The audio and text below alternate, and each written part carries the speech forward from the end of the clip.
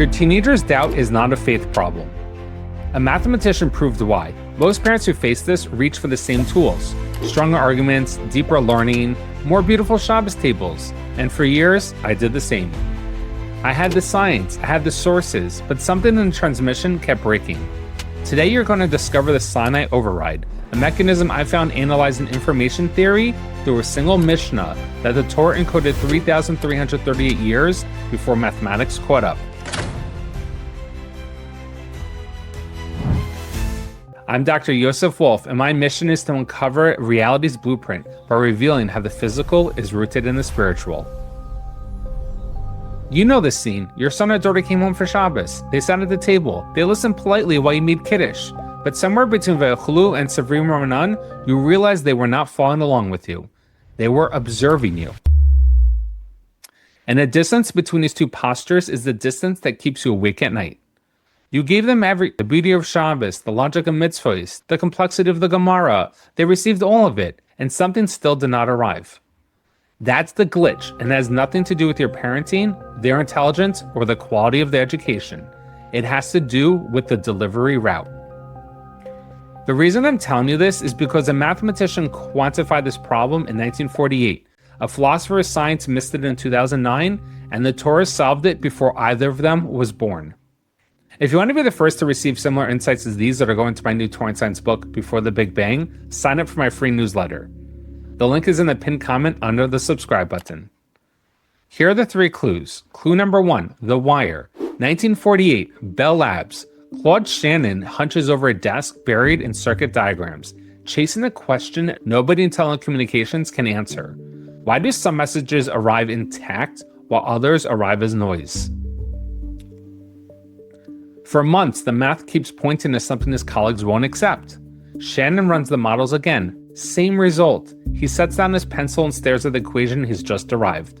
Channel capacity. The integrity of a broadcast depends entirely on the properties of the pathway, not the brilliance of the sender. A conduit with a capacity of 100 bits per second cannot reliably carry a 200-bit message, no matter how elegantly it was composed.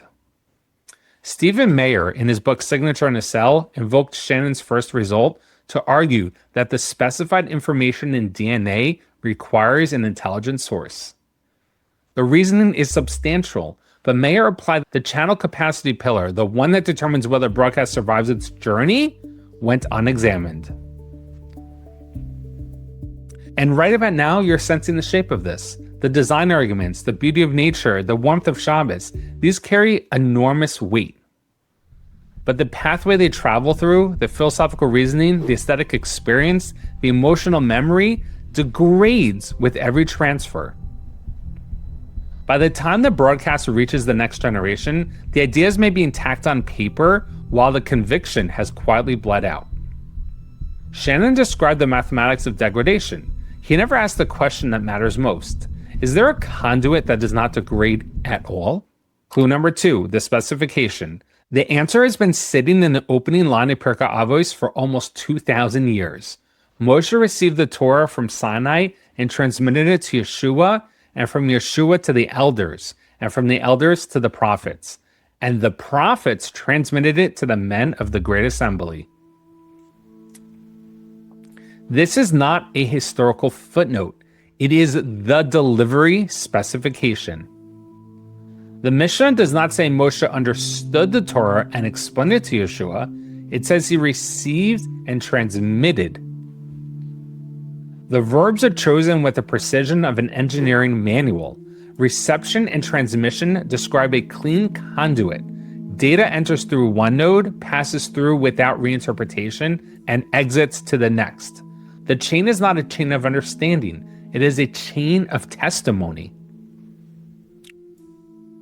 The Lubavitcher Rebbe explains that God's choice to open Aseret Dibros, the Ten Commandments, with who took you out of Egypt, rather than who created the heavens and the earth, was a routing decision. A creation claim travels through a philosophical medium.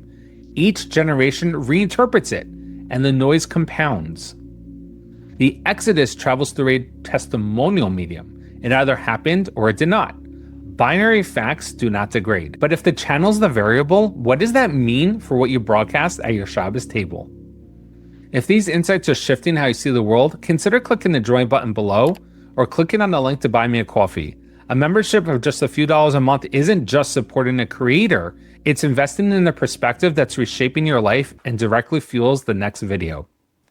Clue number 3, the route. Think about what you actually delivered at the Shabbos table, not what you intended, what you transmitted. Most of us default to the noisy pathway, a beautiful insight from the Parsha, an explanation on why a day of rest matters, a pointer to the order in nature. All of it carries weight, and all of it travels through a medium that degrades.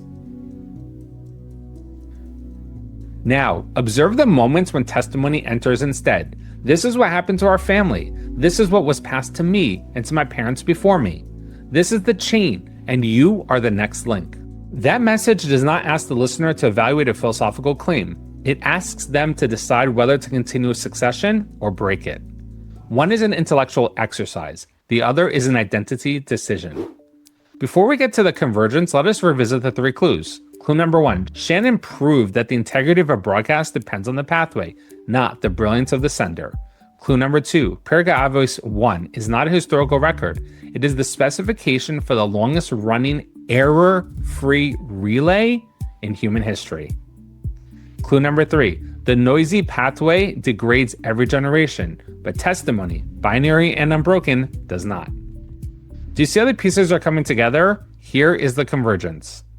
Information theory gets one thing right. Every signal degrades as it travels through a noisy channel, but science stops at the diagnosis and misses the cure. The Torah reveals both. God chose to open the 10 Commandments with who took you out of Egypt because the Exodus is a binary fact transmitted through an unbroken testimonial chain.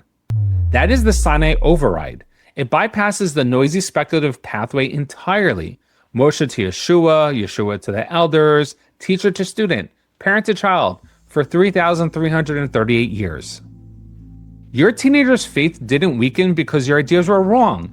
The ideas were extraordinary. The broadcast was routed through a medium that cannot carry intact across generations. So here's the challenge. At the Shabbos table this week, after the usual Divrei Torah, add 1 sentence. Look at your family and say, everything I just shared is beautiful, but it's not why I believe.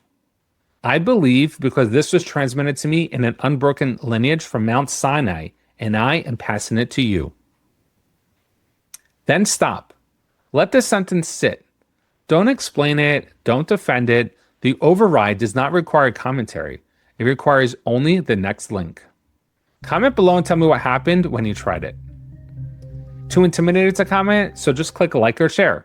This small act still strengthens the signal. Your teenager did not stop following along because the ideas were weak. They stopped because the signal was routed through the wrong channel. Shannon described the math. The Torah solved the problem at the mountain. The Mishnah recorded the solution in its opening line. The path is not philosophy.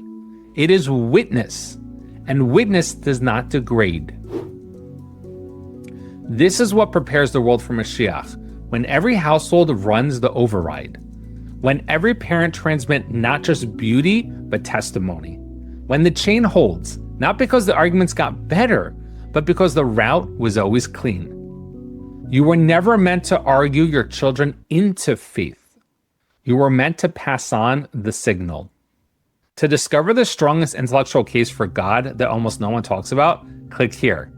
Or if you want to see why 350-year-old probability equation that proves substance alone can never resolve the God question, click here. If you'd like to dedicate or sponsor one of these classes, click on the link in the description.